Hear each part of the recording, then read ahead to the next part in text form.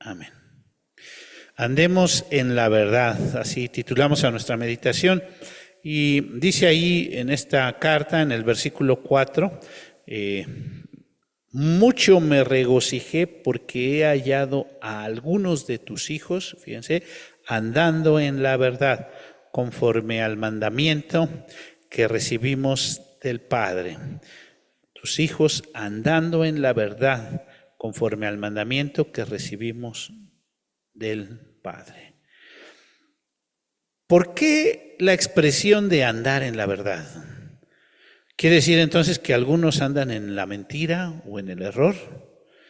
Y pues tenemos que decir que sí, hoy día con tantas religiones, y cuando hablo de religiones, por un lado podríamos hablar del budismo, el islamismo, el sintoísmo, pero no me refiero a esos, aunque conste que esos movimientos o esos grupos o esas religiones hoy día están creciendo muchísimo, ¿verdad? Sobre todo el islamismo y ya el cristianismo hoy día a nivel mundial viene siendo una minoría.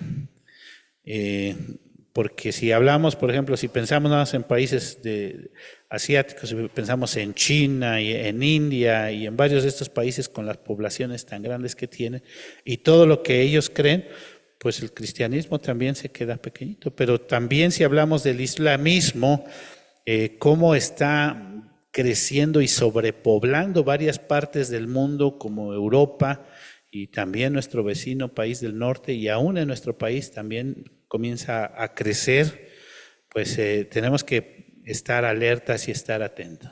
Pero no, ahora nos referimos a, cuando hablamos del cristianismo y hablar de las religiones, tendríamos que hablar y entender algunas palabras que usamos regularmente como denominaciones y sectas, ¿no?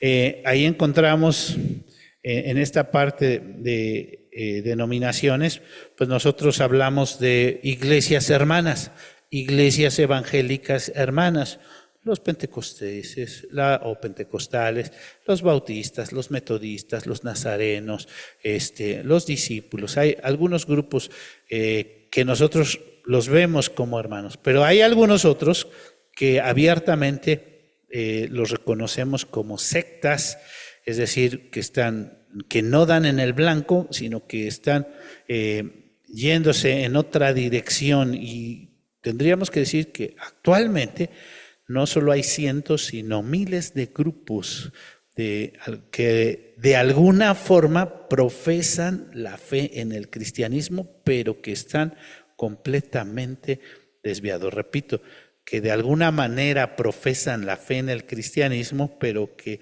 están completamente desviados. Y al hablar sobre estos grupos tenemos que hacer una pregunta. ¿Cuál es la verdad? ¿Cuál es la que tiene la verdad absoluta sobre el cristianismo? ¿Cuál de todos estas religiones o estos grupos? Cuando estudiamos sobre la Reforma, hablamos de algunas marcas o señales que distinguen a la Iglesia. Hablamos de algunas cosas que nos permiten ver, esta es una iglesia verdaderamente cristiana. Pero antes de hablar sobre esas marcas o esas señales que nos permiten distinguir sobre qué es una iglesia, la Escritura misma resalta, y me parece importante que lo consideremos, que en los evangelios, el libro de los Hechos, las cartas, tanto las paulinas como las universales, surgen para dar respuesta, para dar claridad, para dar dirección a una iglesia que se estaba formando y que tenía dudas y que se encontraba desde aquel entonces y ahora se encuentra en medio de lobos rapaces. A lo largo de la historia ha habido muchas personas y muchos grupos que han buscado desviar la fe de los verdaderos creyentes. Cuando leemos Mateo, por ejemplo, desde al final que habla sobre el informe de la guardia. ¿Se acuerdan ese informe de la guardia? Que estaban cuidando el sepulcro del Señor Jesús cuando el Señor Jesús resucita. Vemos cómo les pagaron para decir mentiras. Así dice literalmente el pasaje.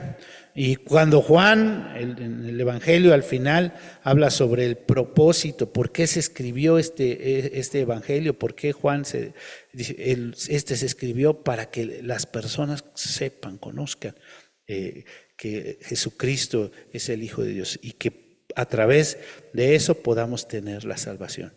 Lucas, el teólogo, podríamos decir, aquel médico amado, se dirige a Teófilo y dice: yo te escribo, Teófilo, para explicarte más exactamente. O sea, porque quiere decir que algunos explicaban no en una forma correcta, pero Lucas dice: yo te escribo para explicarte de una forma más exacta cómo ocurrieron las cosas, todo lo relacionado primero al Señor Jesucristo y después al surgimiento de la Biblia. Y debemos decir entonces que la Biblia constantemente advierte de que no andemos en el error, que debemos de cuidar andar siguiendo o no andar siguiendo cosas correctas.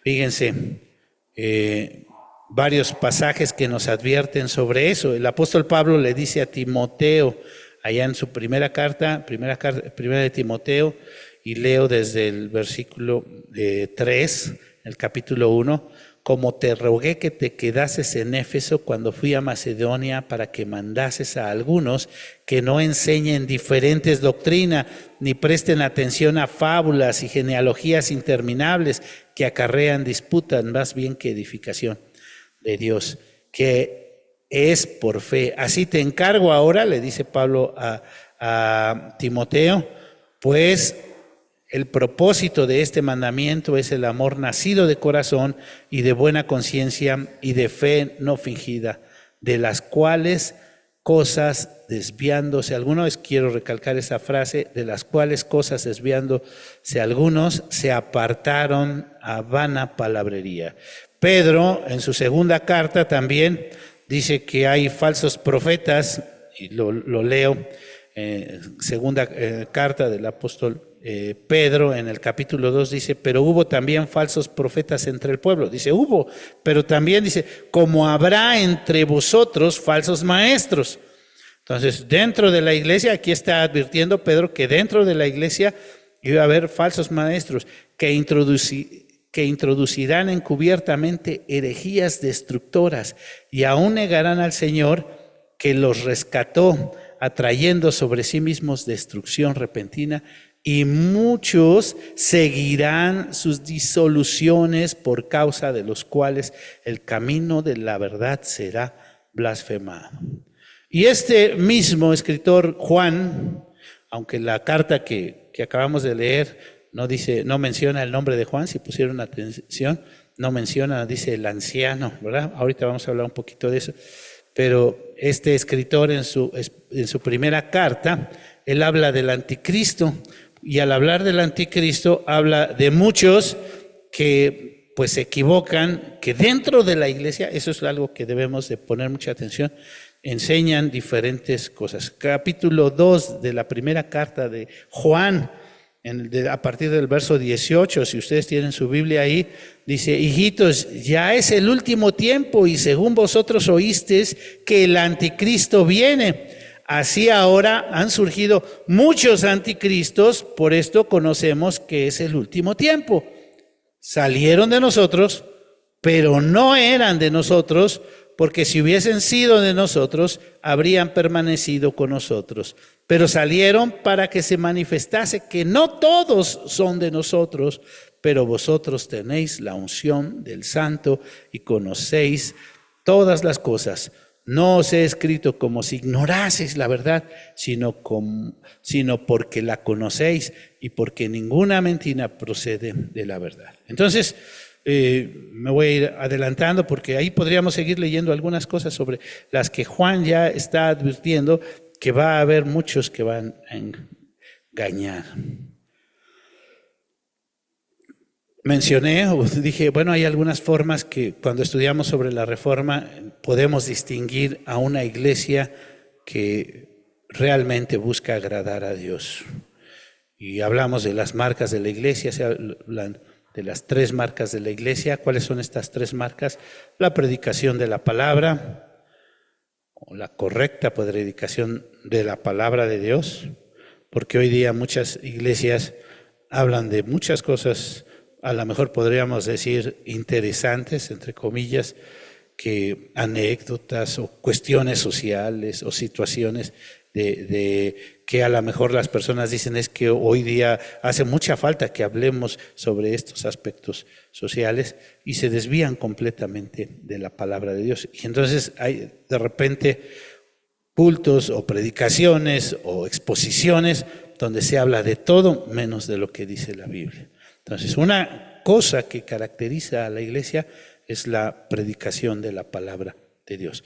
Otra de las marcas es la correcta administración de los sacramentos, empezando porque nosotros solamente reconocemos 2 sacramentos, que es el bautismo y la comunión o la Santa Cena, ¿verdad?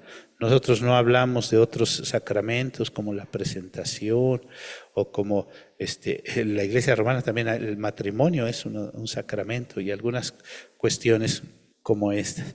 Nosotros solamente reconocemos 2 marcas de la Iglesia: el bautismo, a través del cual damos testimonio que creemos de nuestra fe, damos testimonio de nuestra fe en el Señor Jesús y de lo que Él ha hecho por nosotros, y la comunión, en la cual nos hacemos partícipes del sacrificio que el Señor Jesús realizó por nosotros y damos testimonio también que ese sacrificio fue para darnos vida. La correcta administración de los sacramentos y finalmente dice también estas marcas, la correcta administración también de la disciplina. Es una de las marcas de la iglesia. Que haya disciplina dentro de la iglesia quiere decir, no quiere decir que haya castigo, aunque debe de haberlo, pero censura o debe de haber alguna amonestación, pero quiere decir principalmente que haya orden. Cuando hay disciplina, hay orden. A eso se refiere, la correcta administración de la disciplina. Entonces, correcta predicación, correcta administración de los sacramentos, correcta administración de las disciplinas. Otras características que hemos hablado ya en repetidas ocasiones son las 5 solas: sola Escritura, solo Cristo, sola fe, sola gracia, solo a Dios la gloria. Y las hemos explicado detenidamente, no me voy a detener mucho en eso en esta hora porque las hemos explicado una y otra vez. Sola Escritura, la Biblia es la única regla de fe y práctica. Solo Cristo, nuestro único Redentor, nuestro único camino para llegar a Dios es el Señor Jesús. Sola fe y sola gracia, solamente a través de la fe tenemos la salvación, y si tenemos la salvación es por la gracia de Dios, no por nuestras buenas obras o no por lo que nosotros hagamos. Y solo a Dios la gloria, es que solamente Él merece ser reconocido como Dios. Él es el único digno de la alabanza, el único que merece la gloria. Ahora, yendo a nuestra carta, ¿cuáles son los puntos que habla, si es que los habla, nuestro texto? ¿Cuáles son los puntos, repito, que habla, si es que los habla, nuestro texto? Entonces vamos a abrir ahí nuestra carta, que es la segunda carta de Juan, y entonces yo quiero que pongamos mucha atención cómo sí habla muy específicamente de algunas doctrinas de lo que acabamos de hablar. Yo creo que una de las doctrinas que hace mucho énfasis Juan en esta pequeña carta, cuando le dice a esta señora amada, le dice que sus hijos andan en la verdad, está hablando de este aspecto. La doctrina que quizá se puntualiza más es la doctrina de Cristo. Versículo 7. Porque muchos engañadores han salido por el mundo que no confiesan que Jesucristo ha venido en carne. Quien esto hace es el engañador y el anticristo. Si se fijan cómo en la primera carta hizo mención del anticristo. Mirad por vosotros mismos para que no perdáis el fruto de vuestro trabajo, sino que recibáis galardón completo. Cualquiera que se extravía y no persevera en la doctrina de Cristo, no tiene a Dios. El que persevera en la doctrina de Cristo, este sí tiene al Padre y al Hijo. Si alguno viene a vosotros y no trae esta doctrina, no le recibáis en casa ni le digáis bienvenido, porque el que le dice bienvenido participa de sus malas obras. Si se dan cuenta cómo aquí el escritor sagrado Juan está previniendo a esta hermana y a nosotros sobre la doctrina, lo importante que es esta doctrina de Cristo. Y vamos, fíjense, al leerlo rápidamente como que no nos damos cuenta de todas las implicaciones o todo lo que está queriendo decir aquí Juan. Dice Jesús Cristo, ¿no? No confiesa que Jesús Cristo. Nosotros lo leemos como una sola palabra, pero debemos entender que está diciendo realmente que Jesús es el Cristo.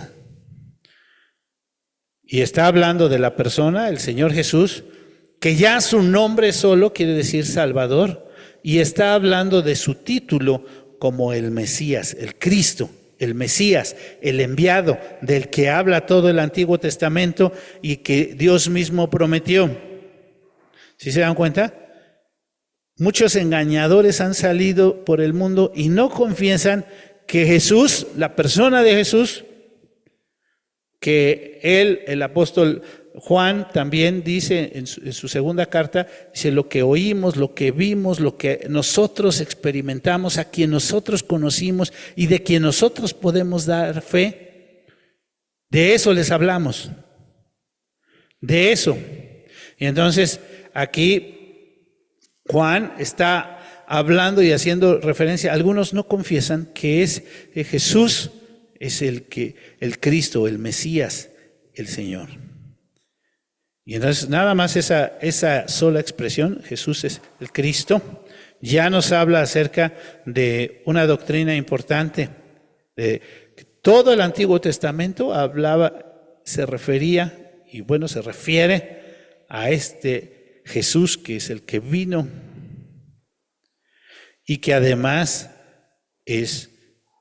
Jesús es Dios. Cuando dice Jesús es el Cristo, el Mesías prometido, ahora que estuvimos estudiando y meditando un poco en algunas de las profecías del Antiguo Testamento, vimos cómo en algunas de estas profecías decían que el Mesías es Jehová, ¿se acuerdan?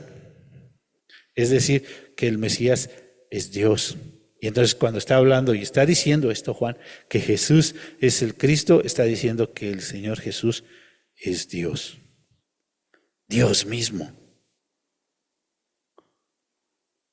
Otra doctrina que menciona de una forma muy particular, ha venido en carne. ¿Qué quiere decir eso? ¿Qué doctrina? La encarnación. Jesús es Dios y siendo Dios se manifiesta de una forma especial, humanándose, tomando un cuerpo físico. Jesús, ¿y por qué para Juan y para los apóstoles y para cada uno de los discípulos era tan importante señalar esto? Jesús, el Cristo, Jesús es el Cristo, Jesús es el Mesías, Jesús es Dios mismo y Jesús es Dios humanado. Entonces, si se dan cuenta cómo en tan pocas palabras Juan le está diciendo a esta hermana, qué bueno porque andan en la verdad. Ya de por sí, ¿se acuerdan que ahí en el Evangelio, también en Juan 14, dice el Señor Jesús, ¿qué fue lo que le dijo el Señor Jesús a sus discípulos ahí en Juan 14? Yo soy el camino, ¿y qué? y la verdad y la vida. Y entonces aquí Juan está diciendo, qué gusto ver a tus hijos, algunos de tus hijos que andan en la verdad. ¿Andan qué? Con Cristo. Y entienden la doctrina de Cristo, entienden quién es Cristo, entienden cuál es la obra redentora y qué es lo que Él vino a hacer. Y nada más el entender esta doctrina es algo muy, muy especial. Otra doctrina que me parece que es interesante, que marca esta carta, y al estarla leyendo y leyendo, podía decir, bueno, ¿qué doctrina está hablando Juan aquí? Habla de la disciplina. Y yo dije, sí, de la disciplina. Sí. Ya dije que la carta no menciona que fue Juan, o no menciona el nombre de Juan, dice que la escribió, pero lo que podemos ver en esta carta, por ejemplo, ahorita la expresión que leímos del anticristo, que ya leímos en la primera carta, pero Juan fue conocido como el apóstol del amor, ¿sí? Sí. ¿Recuerdan que así era conocido? En su primera carta también, y siempre hablaba de una forma muy especial, hijitos, amémonos unos a otros, porque el amor es de Dios, y todo aquel que ama es nacido de Dios y conoce a Dios. ¿Se acuerdan? Todo esto como Dios es amor y todo. Entonces, pero cuando entendemos la dimensión de esto, y yo fíjense, acabo de decir que una de las doctrinas que Juan toca aquí como una de las marcas de la iglesia es la disciplina. ¿Por qué? Porque la disciplina tiene que ver con obedecer, ¿verdad? Vamos a ver cómo lo expresa. Dice aquí que si amamos a Dios, andamos en sus mandamientos. Fíjense, leo desde el verso 5. Ahora te ruego, Señora, no como escribiéndote un nuevo mandamiento, ahí la palabra mandamiento, esto es importante porque ¿qué es un mandamiento? Es una orden, algo que se tiene que hacer, algo que se tiene que cumplir, algo que hay que obedecer, ¿sí o no? Un mandamiento es algo a lo que debemos de obedecer. Y cuando hablamos de disciplina y de obedecer a Dios, bueno, tenemos que obedecer sus mandamientos. Y sigo leyendo, sino el que hemos tenido desde el principio. ¿Cuál es el mandamiento que hace referencia? Dice, que nos amemos unos a otros. ¿Tiene que ver eso con la disciplina? Sigo leyendo, verso 100. Y este es el amor, que andemos según sus mandamientos. ¿Cómo es que debemos de andar según los mandamientos? Pues si yo ando en los mandamientos es que yo obedezco los mandamientos, ¿no? Este es el mandamiento, que andéis en amor, como vosotros habéis oído desde el principio. ¿Cuál es el primero y más grande mandamiento? ¿Sí recuerdan cuál es el primer más grande mandamiento? Amarás al Señor tu Dios con todo tu corazón, con todo. ¿Tiene que ver eso con la disciplina? Sí. Amar a Dios, amar al prójimo, y algunos han desglosado los 10 mandamientos.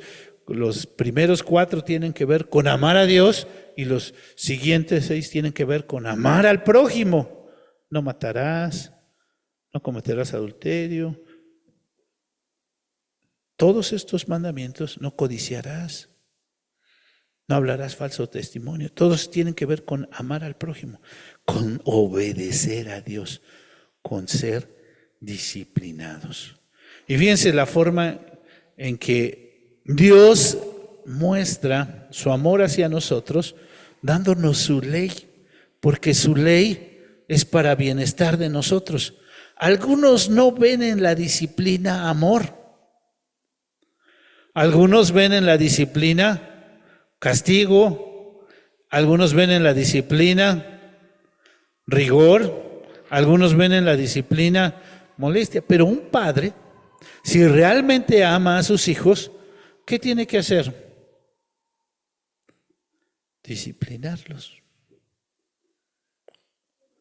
Un padre si realmente se preocupa por sus hijos y le expresa amor a sus hijos, lo que tiene que cuidar mucho el padre es que los hijos anden en la forma correcta, anden en la verdad, ¿no? Que es lo que está diciendo Juan a esta hermana sobre cómo andaban sus hijos. Me da mucho gusto que tus hijos andan en la verdad. ¿Cómo se sienten las mamás? Bueno, así lo dice el libro de los Proverbios, que el hijo que es obediente, ¿cómo hace que se sienta la mamá? Y el papá, ay, contentos. ¿Por qué? Porque el hijo es obediente. Pero cuando el hijo es desobediente, como dice el libro de Proverbios, cuando el hijo es desobediente, es vergüenza para sus padres, ¿o no? Es lo que dice la palabra de Dios.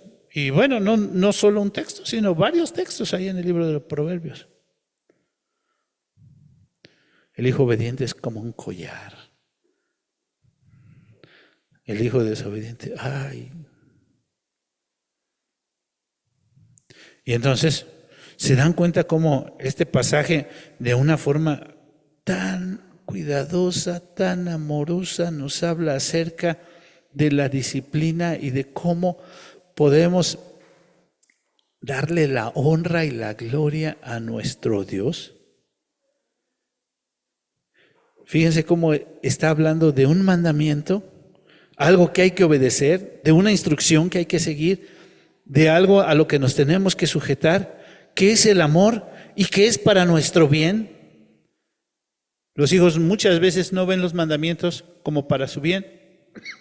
Y algunos cristianos no ven los mandamientos como para su beneficio. Ay, tengo que hacer esto. ¿Y por qué Dios nos pide esas cosas? Pero cuando entendemos la ley de Dios y cuando sabemos lo que Dios quiere para nosotros es lo mejor, entonces procuramos el bien, obedecer el mandamiento, la disciplina, la correcta administración de la disciplina.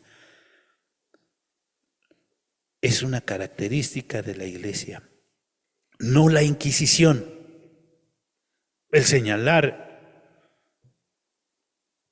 el simplemente espantarse por las cosas que pasan. No, la correcta administración de la disciplina es una marca de la iglesia, una de las características de la iglesia. Porque muchos engañadores han salido por el mundo que no confiesan que Jesucristo ha venido en carne. Quien esto hace es el engañador y el anticristo. ¿Qué invitación nos hace esta carta? ¿Cuál es la invitación que nos hace esta carta? Fíjense, y yo les preguntaría, ¿con qué propósito Juan le escribe esta carta a esta señora? Me llama la atención al final que dice, no se junten con los que tal hacen. Casi prácticamente está diciendo eso. No le den la bienvenida. Porque el que se comienza a juntar con aquellos que no quieren agradar a Dios. Pero ¿cuál es la invitación que hace la carta o que nos hace la carta que Juan le está diciendo a esta hermana? La invitación, yo lo veo de esta manera, y lo que acabamos de leer, que andemos en la verdad, que cuidemos la sana doctrina que tiene que ver con Cristo. Veía un video, ya con esto estoy concluyendo, donde había un predicador en la calle y se acerca a él una mujer y le dice, yo amo a Cristo, pero también amo a estos. Y es que había ahí un grupo de homosexuales y esto, ¿no? Y dice, yo también amo a estos. Y el predicador le pregunta, ¿tú eres homosexual? Y le dice, no, yo soy bisexual. O sea, le gustan las mujeres, era una mujer, y le dice, me gustan las mujeres, me gustan los hombres, que es de las cosas que hoy se dan. Y entonces le dice el predicador, tú dices que amas a Cristo,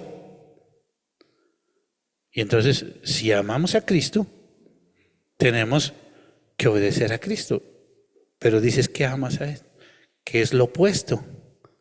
Cristo te pide que actúes de una manera y tú quieres actuar algo contrario completamente a lo que Cristo te pide. Y se queda esa mujer reflexionando.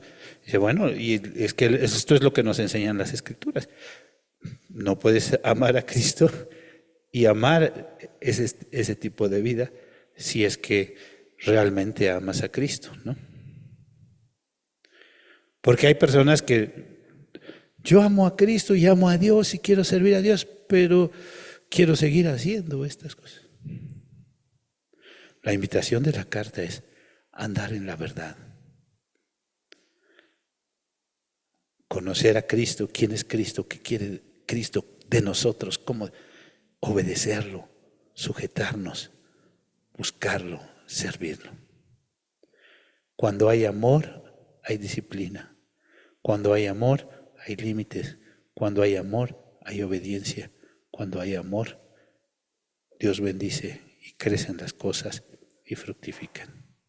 La invitación es, andemos en la verdad. Vamos a orar. Señor, te damos gracias por tu palabra. Gracias por esta carta tan hermosa y las cosas que podemos ver y aprender de ella. Queremos suplicarte, Señor, que tú nos muevas a vivir en la verdad, en tu verdad, en lo que tú quieres para nosotros. Te alabamos, te damos la honra y la gloria. Eres bueno, Señor. Guíanos en tu verdad. Te alabamos, nuestro buen Dios. Y te pedimos esto en Cristo Jesús, nuestro Señor, nuestro Salvador. Amén.